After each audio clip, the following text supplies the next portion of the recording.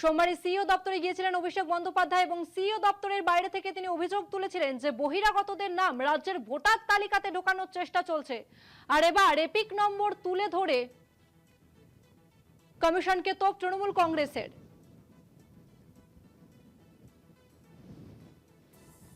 ব্রাত্য বসু তিনি কি জানিয়েছেন শোনাবো আপনাদের।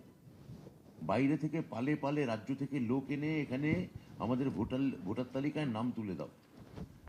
খুবই বিখ্যাত একজন ইউটিউবার ধ্রুব রাঠি, আমি নামটা নিলাম, তিনি দেখিয়েছিলেন যে বিহারের ইলেকশনে কিভাবে প্রধানত রাজস্থান, মধ্যপ্রদেশ এবং উত্তরপ্রদেশ থেকে ট্রেনে করে লোক এনে বিহারে ভোট দেওয়া হয়েছিল।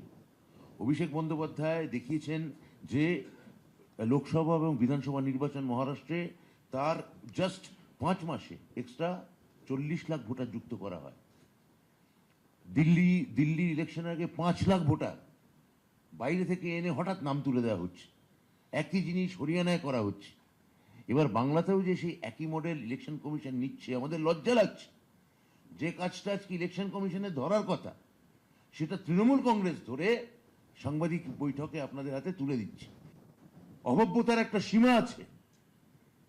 যেভাবে আপনারা বাংলা দখল করতে চাইছেন ফলস ভোটার এনে, আমরা এই প্রত্যেকটা কেস আমি এখন আপনাদের সামনে তুলে ধরবো এবং অবিলম্বে কালকে যেটা ডেরেক বলেছেন যে নির্বাচন কালকে লোকসভার শেষ দিন, তারপরই বাংলার ভোট বা 5 রাজ্যে ভোট।